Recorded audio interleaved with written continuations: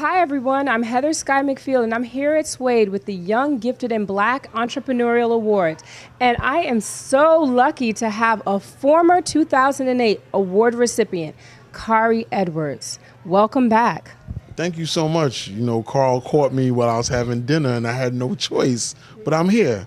And I'm happy to say that thanks to Carl, that was my first honor as a business professional, as a government worker, and it's something that remains with me to this day.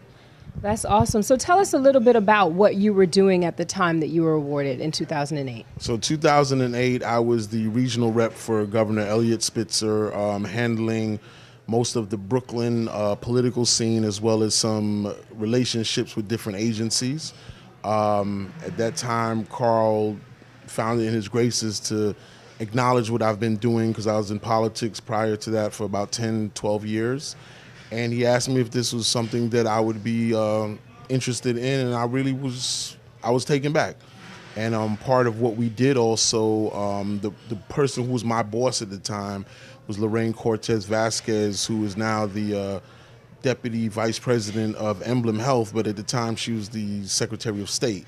And we came in as a combo package and did it, you know, as I thought we were the first, but apparently we were the third. But it was still a great honor, and we thank Carl for that to this day. There are so many things I can ask you based on what you just said, but of course, no one is going to forgive me if I don't ask you what it was like to work with Elliot Spitzer at that time. Yes, so Elliot Spitzer was probably one, or could have been one of the greatest governors that New York State has had.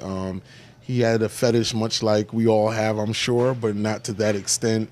It's unfortunate how his political career went, but he is somebody who paved the way for a lot of great things for New York State that Governor Cuomo's doing now.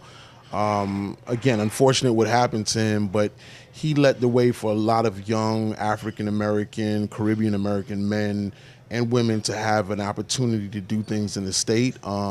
Lorraine Cortez Vasquez obviously is a Latino woman, so he opened up a lot of barriers that we had as minorities into the state of New York. And if you look around now, it's a lot of us, not only legislators, but just folks in the business who've had that chance thanks to Elliot. See, a lot of us didn't know that. Well, tell me how you started out in the political arena.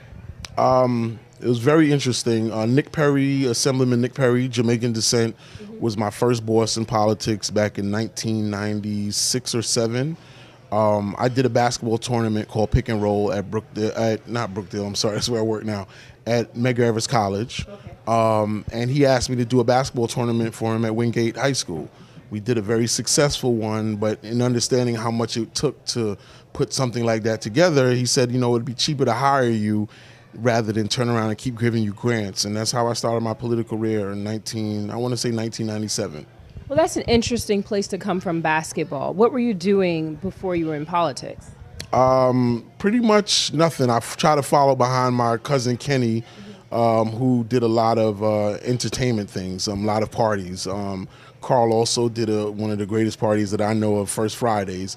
And so me being a somewhat of an entrepreneur, wanted to do parties. So I started a dollar barbecue at my house, and that kind of raised the level of my Rolodex, so to speak, and a lot of basketball players passed through there. So I decided to do Pick and Roll, which was a one-day single elimination tournament, and it grew for about 20 years until I stopped. And from that standpoint, we started to incorporate kids, clothing companies, try to do a lot of the brand marketing, and that started my whole political career, interestingly enough. But basketball, you know, I'm a decent player. I could beat Carl, but I don't know if I could beat anybody else. But this was a way for me to just try to be part of the game, and as well as make some money in doing it. Right. Well, you know what? That's interesting, because that's like real grassroots, like started from the bottom, now I'm here type of story. What would you suggest for young people that are interested in getting in entertainment or politics or following a similar path that you, like what you're in? My biggest advice to anybody, especially who the young, gifted, and black target, is take what you have, make it your own, and if you do it diligently, then the success is going to come to you no matter how it ends, how you end up. So right now I'm in healthcare, which I never thought that healthcare would be part through politics, but It came from a place of, basketball as an exercise, as a sport. So what I just basically say, if you have a dream, it's not stupid, it's not uncommon. I joke and say no idea is an original one. The only thing original about it is how you make it. And I think that, if you have a niche in this business, then you do it. And once you do it, I think that even if that's not where you end up, it opens up so many doors for you. So what are you doing in healthcare now? So I'm the vice president of Brookdale Hospital. I'm in charge of business relationship, government relations, marketing, public relations, a little bit of everything. I was the first African-American, Caribbean-American person of color in the history of that hospital. Right now we have 8 vice presidents who are of not only West Indian but minority descent. But it was something that opened up the door because I understood people and relating to people and what the hospitals need. Hospitals are much like everything else. I call it a used car salesman, right? If you have a good product, they're going to continue to have customers. If you have a bad product, they're not going to come to you. So my job was to show folks that Brookdale Hospital wasn't Kildale or anything of that nature.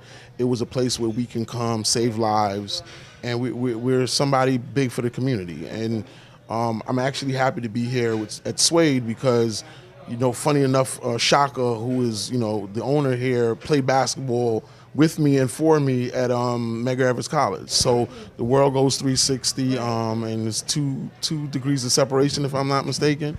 But so now we bring a group every month here to support Shaka's business from the hospital. So that's how we give back. Okay, well, on that note, what would you say or advice would you give to people in regards to networking or mentorship? So, CACI, I believe, Caribbean Chamber of Commerce, says networking works. It does, but more importantly, the relationships, the way you go about it. I tell folks in politics, you could get recycled 10, 15, 20 times. All jokes aside, Carl started, his First Fridays years ago, and now look what he's doing. So I think when you're good to people, when you're honest with people and you build those relationships, those things last a long time. And it has nothing to do with money. It has nothing to do with prestige. It's just being able to call Carl and say, hey, look, I need a favor. Or if I call Shaka and say, look, I got 20 people coming, hold me a table, those relationships work. And if they call me and say, look, my aunt, my cousins in Brookdale Hospital, we take care of them. So the one thing about it is true, it's not always what you know is who you know, but I think if you combine both things, then it makes you a big player in the game. I hear that. I think I might be going to Brookdale because I know you. Well, thank you so much for gracing us with your presence and, coming away from your dinner to talk to us.